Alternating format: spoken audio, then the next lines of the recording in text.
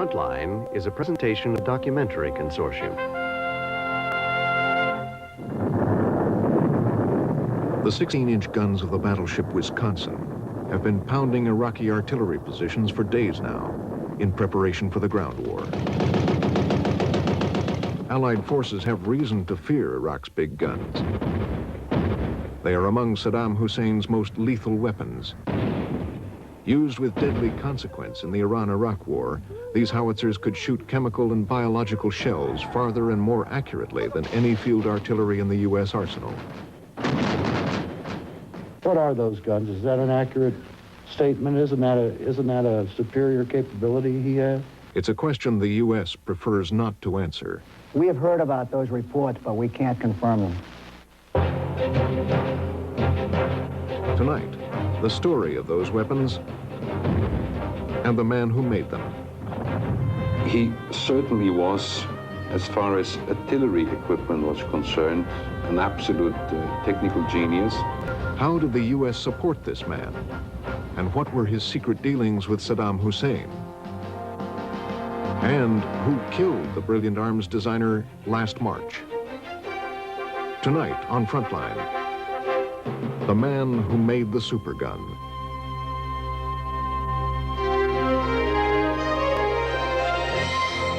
With funding provided by the financial support of viewers like you and by the Corporation for Public Broadcasting. This is Frontline.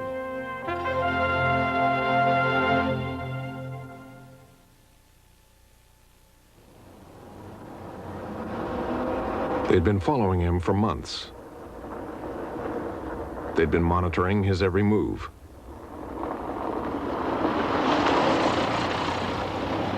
Yet as he drove to his Brussels apartment on March 22nd, 1990, Dr. Gerald Vincent Bull had no idea that tonight he was the target of a hit squad.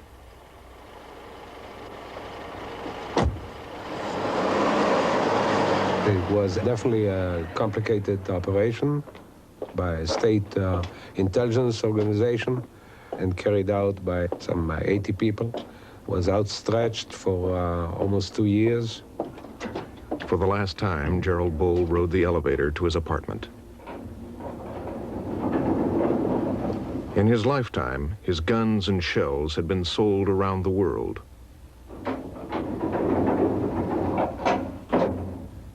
The weapons he'd designed were known for their deadly accuracy. Now, the knowledge he carried in his head had become too dangerous. His killers were waiting for him on the landing of the 6th floor.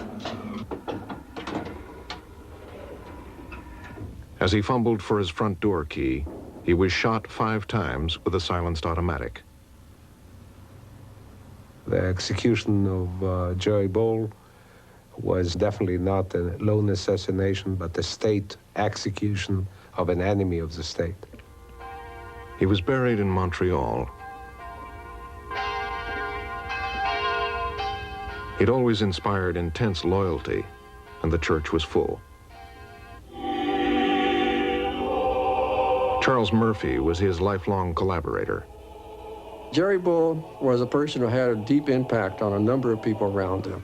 I could see the impact from his funeral, where there were 600 people there who came from all over the world, from all periods of his life, from the time he was a graduate student, the time he was in prison, the time he worked in Europe. He had such an international standard in the artillery world, of course, that, well, you couldn't go any place without dripping over Jerry Bull's name somehow. Bull's death only added to his legend and to the mystery surrounding his latest and biggest project. Within a week or 2 weeks after the execution of Bull, you have an avalanche. You have companies under investigation. You have the British Customs and MI5 moving very quickly. You have material appearing in the UK. You have the same thing all over Europe. British Customs had seized 8 crates. Inside them were 8 huge steel tubes. The manufacturers claimed they were part of a petrochemical plant ordered by the government of Iraq. But British Customs had been tipped off that they were part of a weapons system, one that had been forged and milled to the exacting specifications of the late Dr. Bull.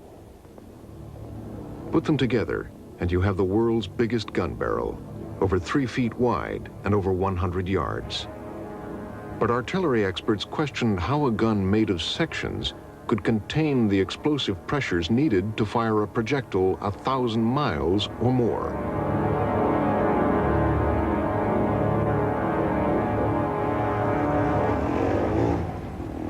But in Britain's Imperial War Museum, there is a record of such a gun, and there's one man who's actually seen it.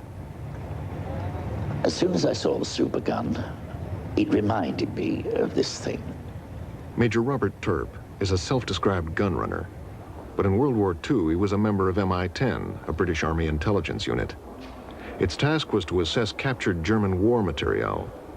In 1945, in a bombed-out munitions factory, he discovered the secret plans for a Nazi terror weapon, the V3. The V stood for vengeance. Made from sections, the V3 was 150 meters long. Terp also found parts of a prototype.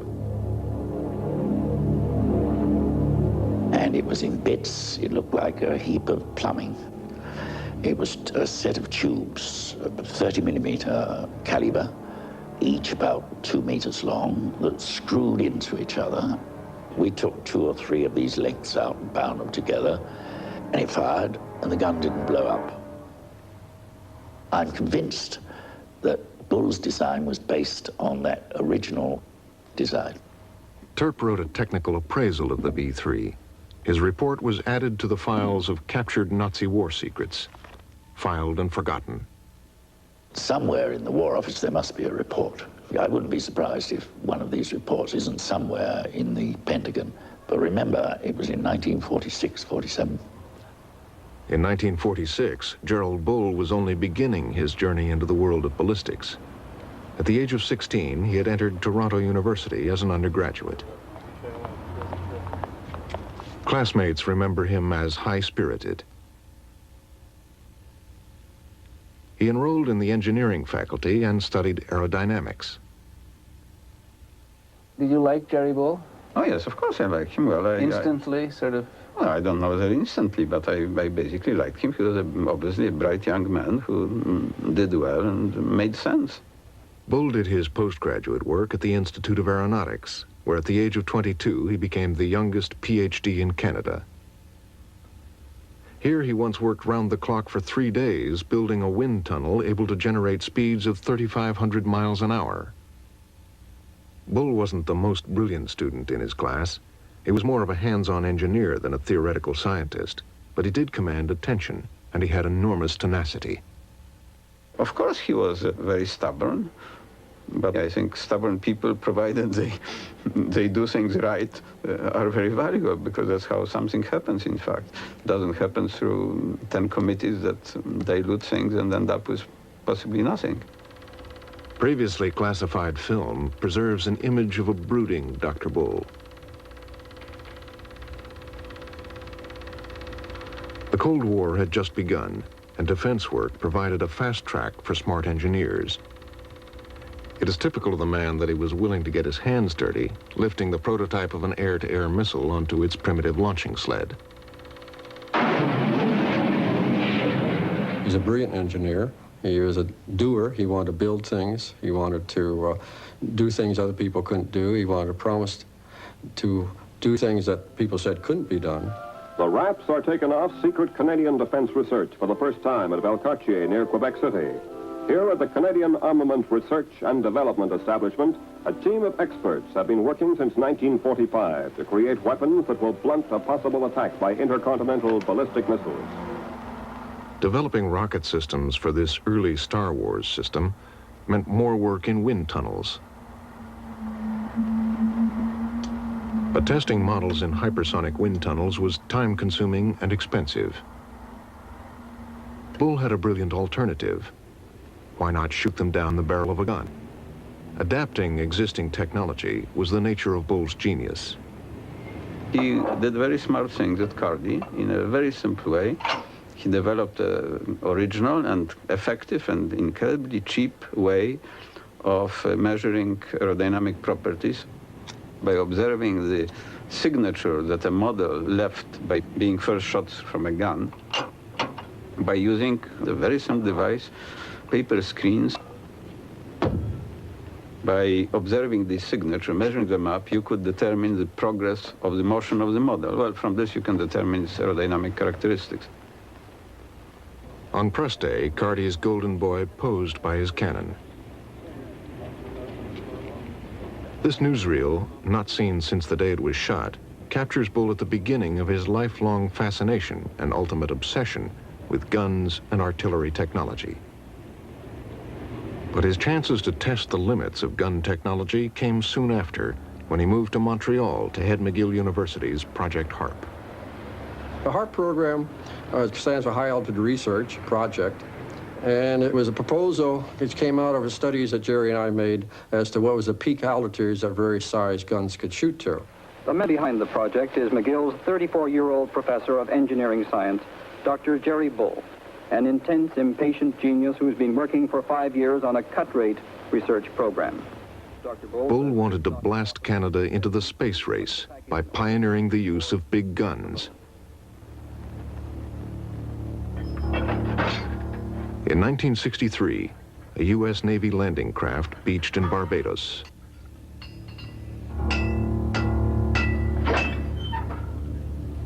The U.S. Army and the Canadian government were funding HARP. A 16-inch cannon with a barrel 60 feet long was to be Bull's mammoth test tube. I'm reporting to you from Barbados, where this week McGill University entered the operational stage of its Project HARP, High Altitude Research Program. It's as unlikely a project that ever jointly involved a university, half a dozen Canadian companies, and the United States Army. The U.S. Army presence was a sensitive issue at HARP, where Dr. Bull liked to stress the peaceful purpose of his projectiles. These were 10 minutes for Dr. Jerry Bull. Years of calculation, trials, and errors would soon be put to the test. Would the projectile behave as miniatures had in the laboratory? More than 60 cameras were on hand to record the shot. The cannon was elevated to 80 degrees, higher than any of this type had ever gone before. Cameramen were moved away from their sight. As the countdown continued, Dr. Bull was the last to seek refuge in the HARP bunker.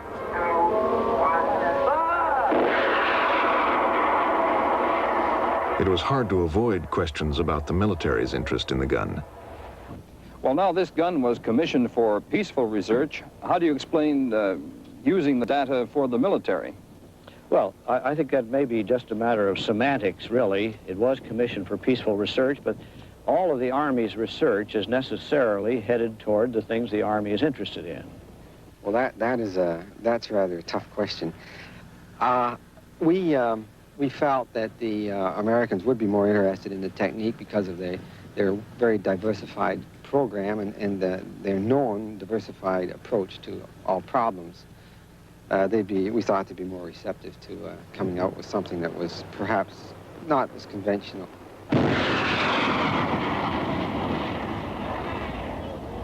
It was during HARP that Bull began searching the military archives for the secrets of Germany's master gun builders of World War I. They had produced a 420-millimeter howitzer called Big Bertha. They'd also designed giant coastal batteries and a long-barreled gun with a range of 60 miles or more. Jerry's concern was always what could he do bigger and better? What forefronts of engineering capabilities could he push? And during the HARP program, obviously, we'd used all the guns that were available then. In the process of doing that, we got particularly interested in what's called the Paris gun, developed and used in the spring of 1918. Built by Krupp, the Paris gun shelled the French capital from a range of 75 miles. It was the first city-busting terror weapon, but the Germans destroyed it immediately after the armistice. It was one of the mysteries in the post-World War I era, exactly what happened to all the ballistic data that was involved with the Paris gun. gradually it has emerged that Bull himself had quite a hand in unearthing a lot of it and remodeling most of it using computers. Bull and his partner Charles Murphy actually wrote about the Paris gun. In their book, they calculated the gun's geometry and its internal ballistic behavior. It seems to be sort of a major sort of a guiding light throughout his commercial and scientific life. The most obvious lesson to be learned from the Paris gun was think big. To achieve additional range, the German engineers had made a sectioned gun barrel. Bull did likewise, joining two 16-inch Navy guns together. In 1966, Bull's launch team set the world altitude record for a gun-fired projectile. Bull was aiming to enter the space race with his big gun.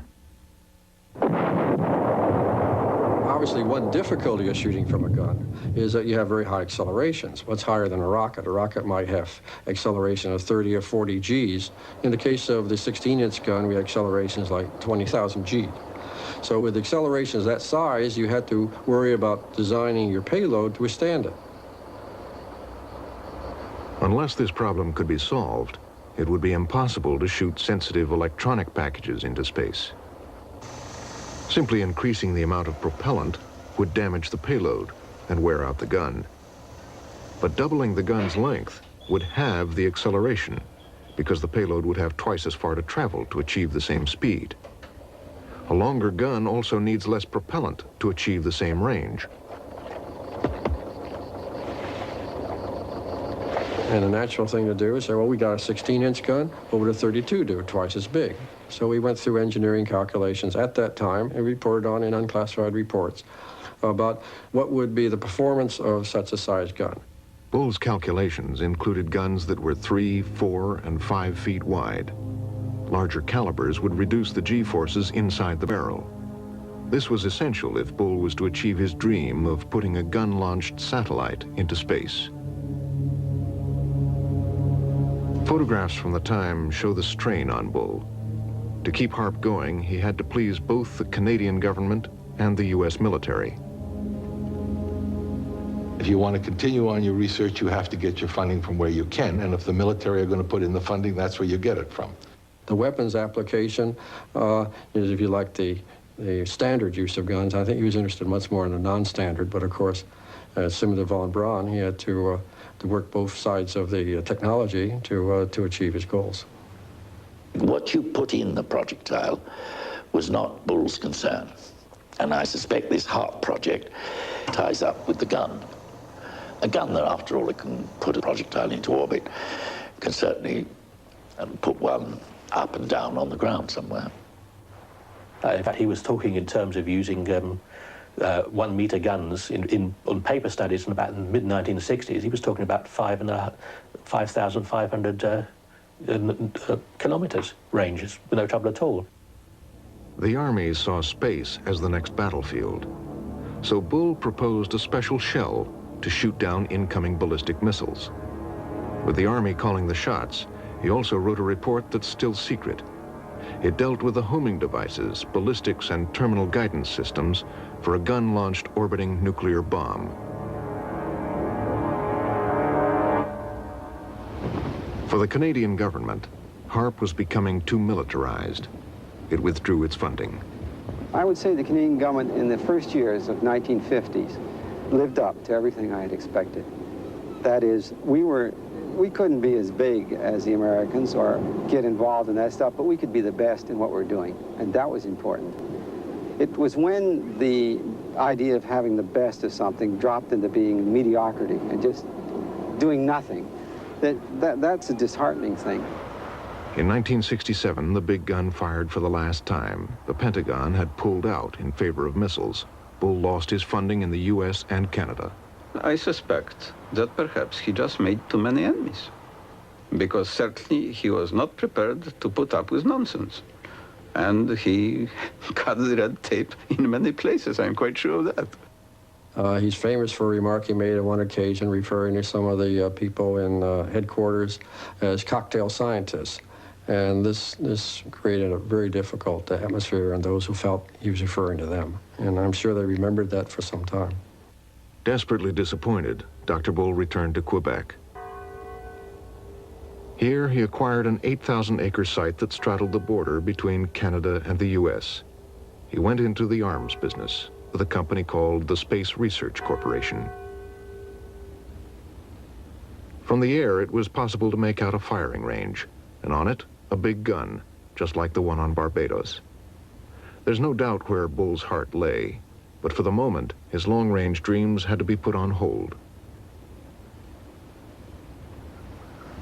He had some contracts with the U.S. Defense Department, but he needed new customers, and what they wanted were smaller, conventional weapons. Once again, Bull showed his genius for making new technology from old. Bull's corporation produced a package for Third World armies to modify and upgrade old gun systems. And he began to rethink conventional artillery assumptions from barrel to breech. The result was his own extraordinary invention, the Gun Canada 45, the prototype for a new 155mm howitzer. Later versions bore Dr. Bull's signature, the longer barrel, which to this day can outshoot anything in the armories of NATO or the Warsaw Pact. Artillery specialists came, saw, and were impressed. I met him once when I was in Canada in the late 1970s, when we were taken over there just to see the GC-45. That was demonstrated coming into action and firing a number of rounds. Basically, he developed a 45 caliber barrel and it enabled you to fire a 155 projectile to a range of 40 kilometers, almost double the range of existing artillery at that time, and to do it with accuracy, because that is what counts. Bull's work on ballistics was considered so valuable that in 1973, by special act of Congress, he was made a U.S. citizen. He had developed a brand new shell. Bull's extended range full-bore 155mm shell had base bleed at the bottom end. This released burning gases and reduced drag, giving it a range of 24 miles, 6 miles more than the standard NATO shell. Tests also showed it had twice the terminal lethality of its NATO counterpart. The shell should have been a winner, but perhaps because Bull was still the outsider and not part of the Pentagon old boy network, the U.S. Army didn't buy it. But Bull had gone into production. He desperately needed a large order. Then he found a customer, but with catastrophic results. His legal troubles began in 1977. This ship, the Tugela-land, was carrying a cargo of space research shells and gun assemblies. It was a voyage which violated a UN arms embargo and broke the laws of Canada and the United States, because the Tugela-land was bound for South Africa. South Africa's army needed Bull's shells for its war against the Marxists in Angola. Washington had tilted toward the South Africans in the war, and supplying Bull's shells to them would serve that policy. The CIA promised to help. For them, it would be a deniable operation. The way it would be handled would be that South Africa would be told where these rounds were available, these 155 rounds, and that they could contact and make the arrangements themselves. The case officer was a Major Clancy. Clancy would definitely have been following orders. He would have been working with Africa Division Chief on this. Major John Clancy III was the CIA paramilitary officer given the job of finding shells for the South Africans. Through a CIA arms dealer, he was put in touch with Bull's space research.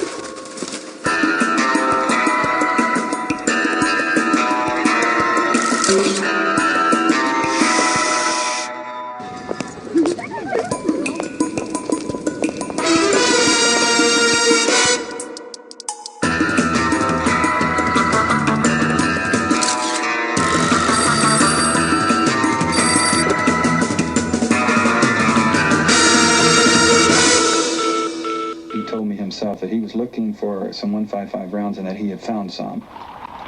He had found them in Belgium. Here, Bull had opened an office to market his shells.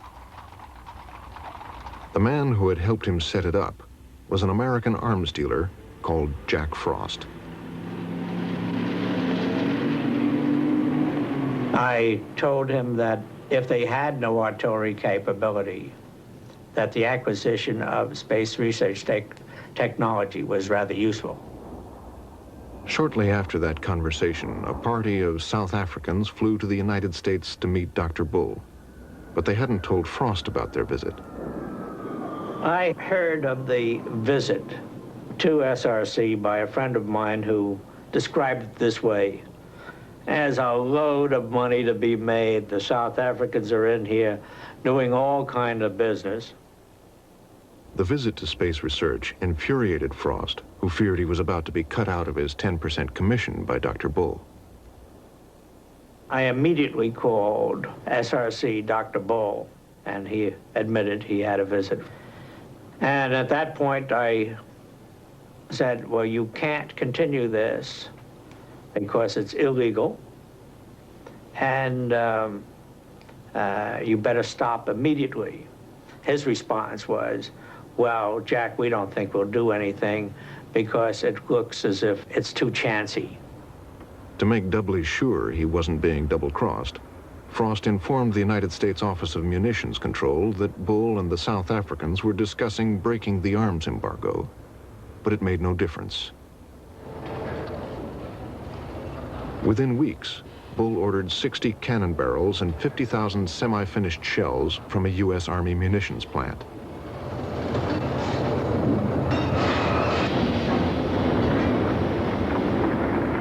Apparently, someone in Washington was pulling strings and cutting red tape. Approval that could have taken months was granted in just 4 days. 4 days is impressive. They gave it a top priority. They concentrated on it and pushed it through. It wasn't put on a back burner. It wasn't committed out. Altogether, Bull smuggled 50,000 shells worth $30 million. He had done so with the apparent knowledge of the U.S. government. But he was transferring more than shells. He was passing on technology that would in time enable the South Africans to make their own sophisticated artillery. But Bull's activities were now being investigated in 4 countries. He was also beginning to feel the heat from the media. Naively, perhaps, he agreed to be interviewed by a British reporter about some shells that were supposed to have been shipped to Spain. Are you sure they're in Spain? I know that well, yeah, some of our people said they've talked to them and seen them in Spain, and according to what we've been told, they were re-exported out of Spain on a ship called the Breezan, and it gave its destination as Canada. Only guess what? Where did it go? South Africa. To South Africa. Well, I haven't got it. We'll certainly check it. Now back home in the U.S., Bull was also being investigated by Special Agent Larry Curtis of the U.S. Customs Service. He was surprised to find evidence leading to the U.S. government. Well, during the course of the investigation, I went to the CIA in Washington. The door was shut on me. I was not allowed to make direct contact. He also found the letter from the arms dealer Jack Frost to the Office of Munitions Control. He had information which he had supplied to the Department of State prior to our investigation. Nothing, to my knowledge, was followed up on of his original information. Is it safe to kiss older women?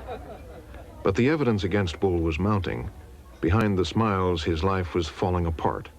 His companies were going bankrupt. Even though one part of the U.S. government had seemed to encourage his dealings with South Africa, another was now bringing criminal charges against him.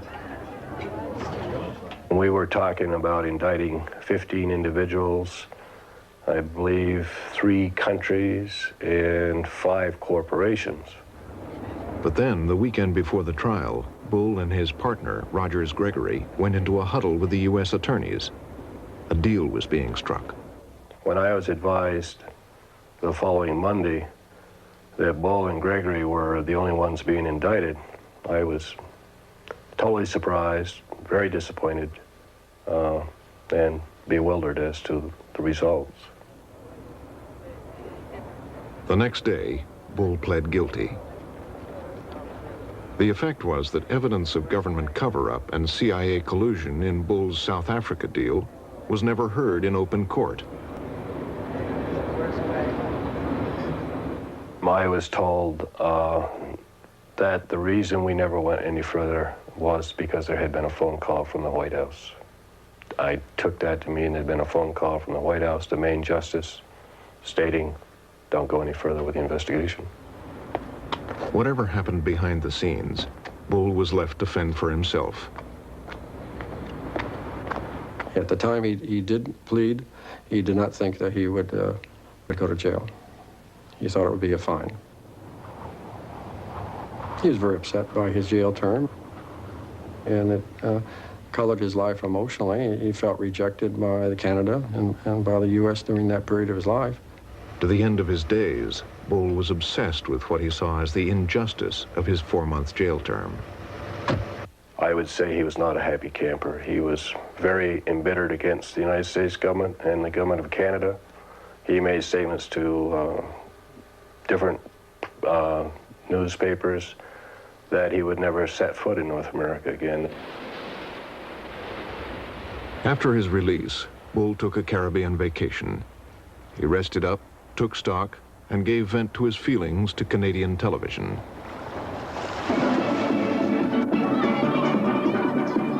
The only way Dr. Bull can get even is to sell his brains now to a foreign country. He says he's turned his back on Canada for good. I feel more than betrayed. And I feel that all of the memories and all the traditions and everything that I thought the country stood for has been betrayed. They think they've degraded me. They haven't. They think they've broken my spirit. They haven't. What I did and what I built, to see it cheapened, to see people trying to degrade me personally, is common criminal. For what?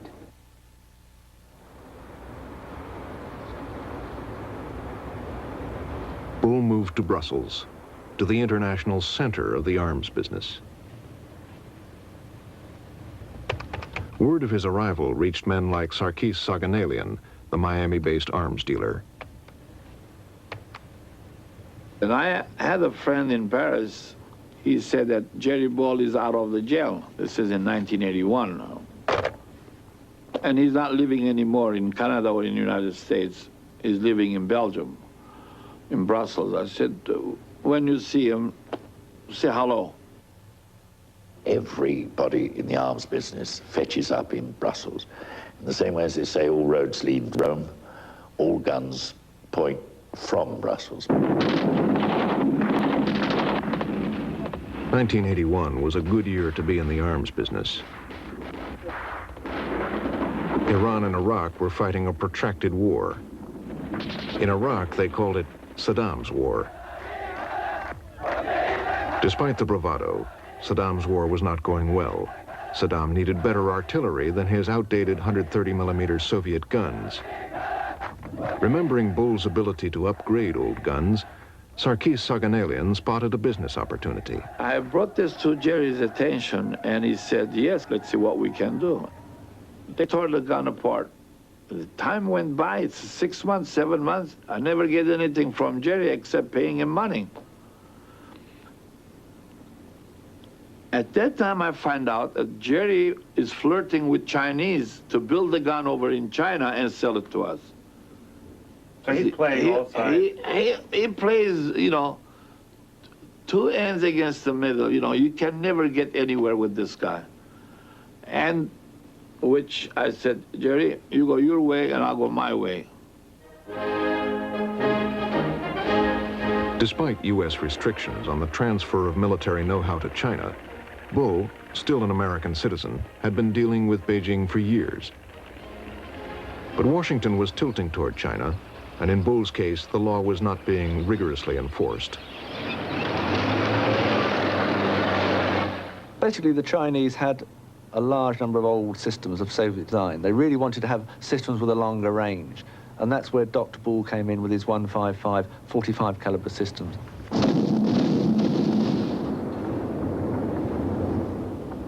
It was the South Africa story all over again. Bull signed a 3.5-year contract to engineer and train the Chinese to manufacture their own 155 howitzers. He did so without a license from the U.S. government to transfer technology.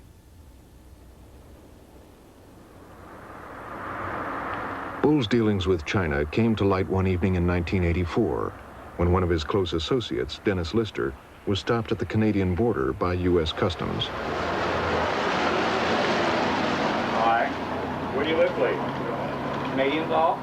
Late in the evening of March 23rd, I was notified that Lister was at the port of North Troy, Vermont, and that he was carrying a metal suitcase, and that the suitcase had been examined and it contained a great deal of documents. Dennis Lister was carrying computer disks, blueprints, and a contract with China. As I recall, there were 10 individual contracts, and in fact, the contracts were initialed with the initials GVB, which I recognize as the initials of Dr. Bull. The contracts had an estimated value of approximately $25 million. Curtis had a strong case against Gerald Bull, but in 1984, relations between Washington and Beijing were close. Curtis was shut out once again. There were some classified documents. They never were declassified. I never got any action on this, and I followed up on it 2 or 3 or 4 times, attempting to get these documents declassified so that I could present it then to the U.S. attorney, grand jury, or whatever was needed. But by now, Bull had another deal in the works, this time in the Austrian city of Linz. Adolf Hitler used to paint watercolors in Linz. He built a munitions factory here and named it for Hermann Goering. Today, it's a steelworks called Voest-Alpina, which in the early 80s was interested in Bull's guns.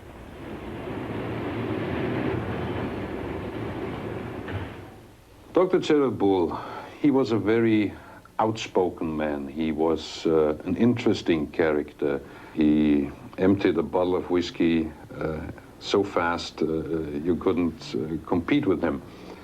On the other hand, he certainly was, as far as artillery equipment was concerned, an absolute technical genius. Voest-Alpina bought a license to manufacture Bull's GC-45 cannon. It may have been the best gun in the world, but it was expensive to develop and build. They lost millions. Jerry Bull apparently didn't treat them right when he was selling the technology. Jerry never gives you something complete, you know. If he gives you a cup, either the handle is missing or the edge is not straight round. That's what Jerry was.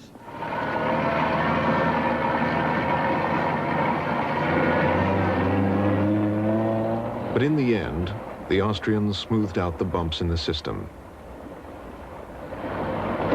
Iran and Iraq soon were customers. The United States had banned arms sales to both countries, which were then at war. But Washington favored Iraq and had reason to look the other way on transactions there. And Saddam Hussein was sold on the Austrians' towed howitzer. The Austrian Minister of Interior had a discussion with Saddam Hussein, and well, Saddam said, to make it short, well, where are our guns, and can't you speed up delivery? We require them urgently. By now, Saddam's war had bogged down into bloody trench warfare. This is where artillery is king of the battlefield. Saddam Hussein ordered 200 of the Austrian guns and used them to great effect.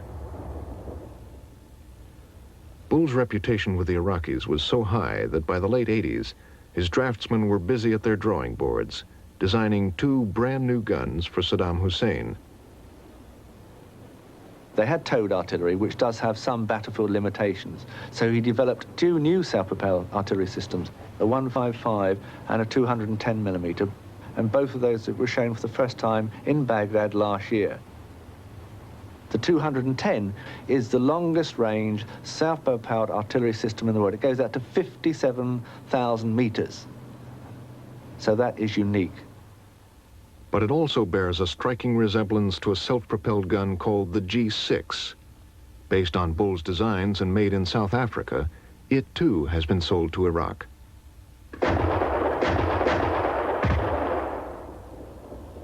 The South Africans have also sold 200 of these to Iraq. It's the G5, a direct copy of Bull's own GC-45. We have clear evidence that American technology has been illegally exported to South Africa. From there, it has been re-exported to terrorist nations, to Iran, to Iraq. Congressman Howard Wolpe's House Foreign Affairs Subcommittee investigated Gerald Bull's dealings with South Africa and the U.S. government's involvement. The bottom line here is that because we have been so lax in our enforcement of American laws, we are now finding American-made technology in the hands of the Iraqi forces that are pointing their fingers.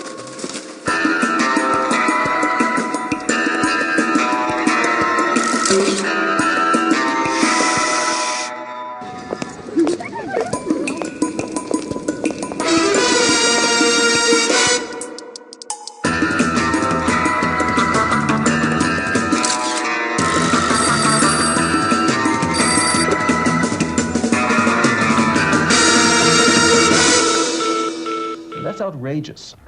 Bull's guns can fire high explosive, chemical, biological, and possibly nuclear shells. They fire farther and are more accurate than Allied guns.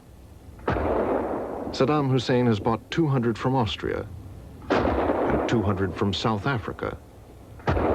Bull's howitzers are now in the front line of the Gulf War.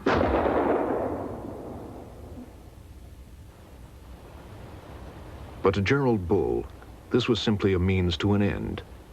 Although the big gun was abandoned on his Canadian testing range, he had not forgotten about it. To revive the project was his pet ambition. All he lacked was the money. And when he drank, he talked of superguns.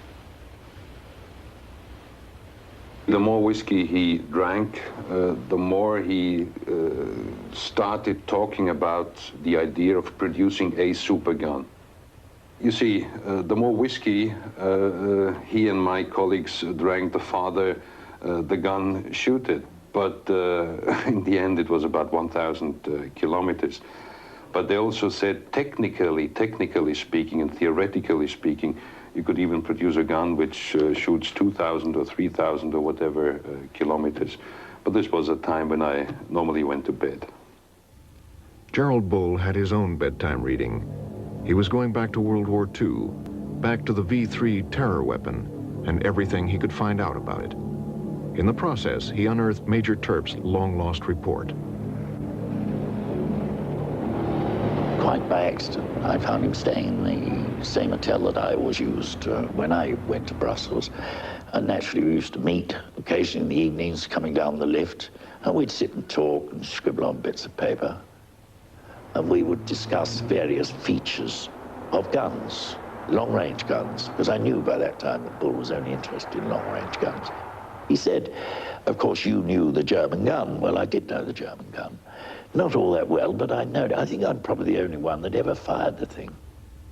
Early in 1944, the Germans built the full-size version of Terp's gun at Pas-de-Calais, 95 miles from London. Thinking it was something else, the RAF fortuitously bombed it. When Allied troops finally overran the site, they found the gun in ruins. To be on the safe side, British troops blew it up again, but not before a war artist had produced this impression. It showed that the Germans had sectioned the gun barrel to control the internal pressure. In an ordinary gun, what in fact you're doing, you're hitting the projectile with a hammer, a very heavy hammer, to send it out. Rather like you hit a golf ball with one bang. Under this system, you would rather push it at a gathering momentum. Let's say your pressure will be kept up behind the shell for its full length of barrel travel. Bull's fascination with superguns would finally bring him back to the United States. In 1985, the Defense Department wanted to hear his ideas about a big gun. Gerald Bull was an essential ingredient to any program such as this. And in my opinion, if an activity like this were going on, wild horses would not keep Gerald Bull from being in the middle of it. This was his pride and joy. Jerry Bull came to Washington armed with volumes of data about the application of his gun. Fred Quell, who was there, still has the visual aids with which Bull illustrated his talk. What he did was to first summarize the whole history of gun development, including the Paris gun, the Big Berthas, the Doras, and so on that the Germans built. And then he went in detail through the HARP program. During the HARP project, Bull had always stressed the peaceful nature of his research, but what he was now proposing was an intercontinental cannon. The applications he was illustrating were strictly military. Jerry outlined how you get ranges that could go all the way out to 6,000 miles. And then Bull unveiled his masterwork, the plans for a supergun that he'd been refining for 20 years, sectioned like the Paris gun and with the low internal pressure of the V3, a gun which he described as industrially feasible and costing a mere $10 million. But once again, his hopes were dashed. The Pentagon passed on the project. Let's put it this way. If one's ideas and capabilities are not appreciated at one location, it is only natural to see if you can find another customer. And as near as we can ascertain, Jerry did find a ready and willing customer in Saddam Hussein in Iraq. The best evidence suggests that Bull was in Baghdad in 1988, and that was the year Saddam Hussein gave the go-ahead for the Supergun project. A cheap, simple strategic weapon, its attractions for Saddam Hussein were obvious to Israeli military men. They don't have their superiority. They don't have the know-how in final guidance. And therefore, the last solution that they can have, it's the supergun. Taking the case of Iraq, you only need two guns, possibly one facing east, one facing west, and you can command most of the Middle East.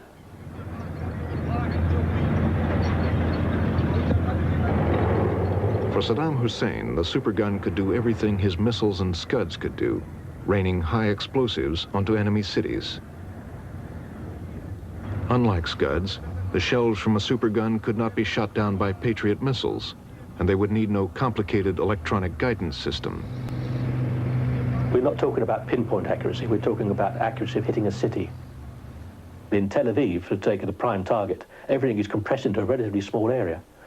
And it's a relatively small target, and it could be neutralized relatively quickly. It would be literally the famous bullet that fires in the air. In this case, it wouldn't be where it lands. I know not where. You would know exactly where it was going to land. Building a supergun was a cloak and dagger operation. To conceal his true purpose, Bull subcontracted different sections of the supergun to different factories.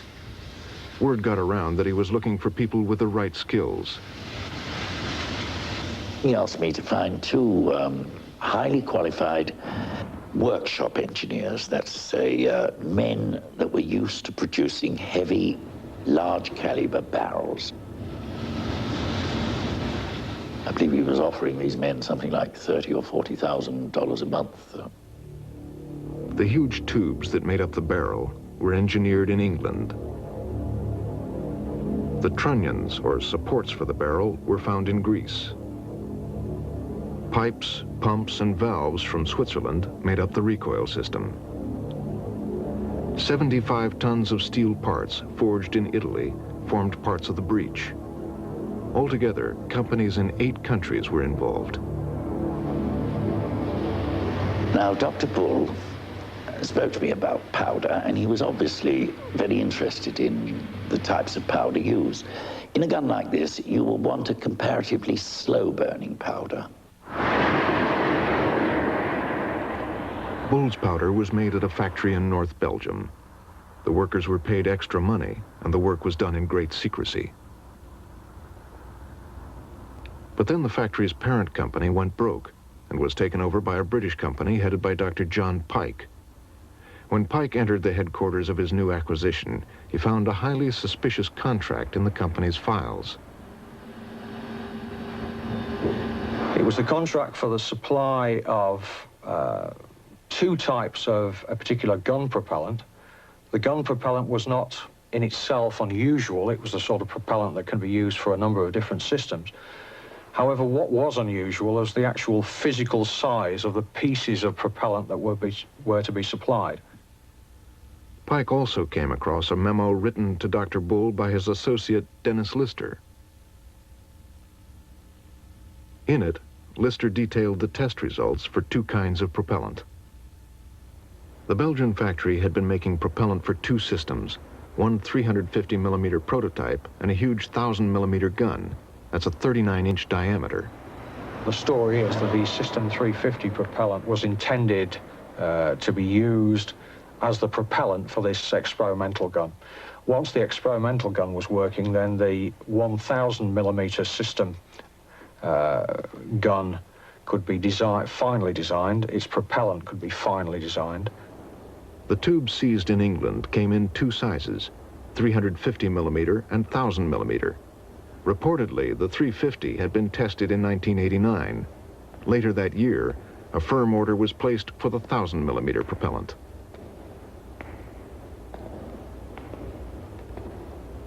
By the end of 1989, the plot to build the supergun had been penetrated, and now Dr. Bull himself had become a target of Israeli intelligence. Carrying all his knowledge with him and not cooperating with too many people definitely was a key strategic point that if you take him out, you are losing control of the entire system. In a sense, he had no governmental protectors. His government, his birth had rejected him, and the government whose passport he carried had imprisoned him. He was, in a sense, vulnerable from a standpoint of being a person who would not have a lot of people concerned if he was killed.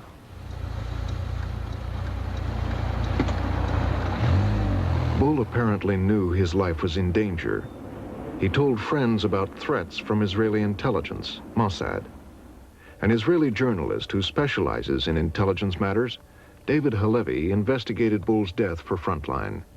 His account is based on briefings from a senior officer in Israel's Ministry of Defense, a top Mossad official, and conversations with two field agents. Another warning was offered to Bull. The guy saying, "Sir, if you carry on, we will have to take harsh action against you, against your companies, and against the people involved with you." And basically, he walked away from the meeting. I mean, he said, "I don't want to listen, I heard enough." With Bull, it was a lost case. His fate was sealed. Two teams of assassins arrived in Brussels. One team waited at his apartment building, while another was outside the office as Bull was picked up to be driven home. Only days before, his prototype gun had been tested in Iraq. It seemed Bull's lifelong ambition to build a supergun was about to be fulfilled. And the moment he leaves the office, they click on the closed-circuit network indicating that he left the office, that they are following him. Bull was apparently oblivious to the danger he was in. The moment he entered the apartment building, 2 clicks.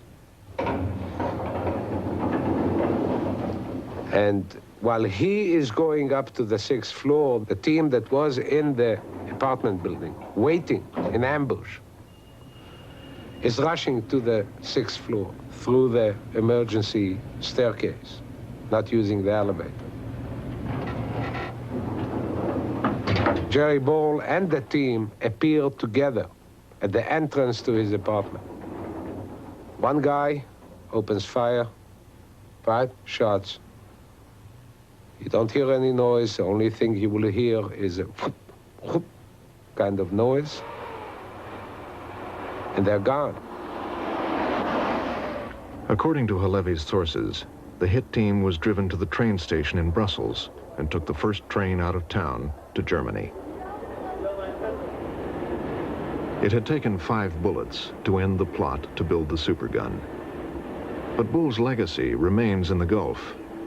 At least 500 of his advanced 155mm howitzers, the best ever built, stand ready to be used by Saddam Hussein against Allied troops.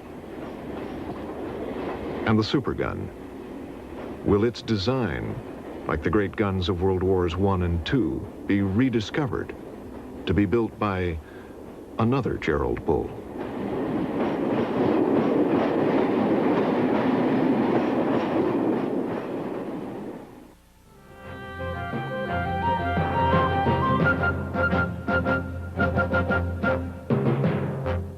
Your thoughts about this program are important to us.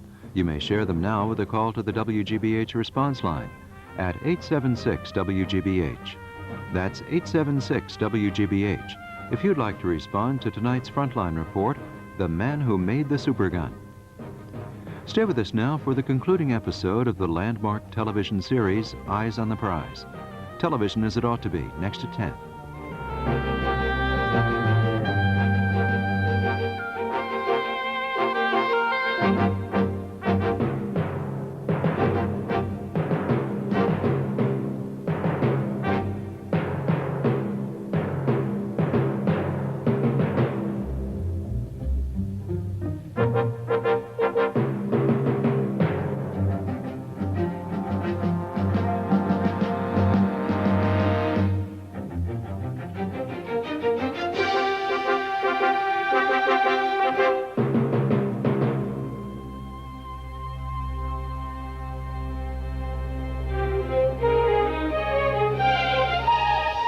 Funding for Frontline is provided by the financial support of viewers like you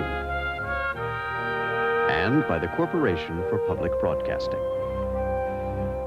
Frontline is produced for the Documentary Consortium by WGBH Boston, which is solely responsible for its content.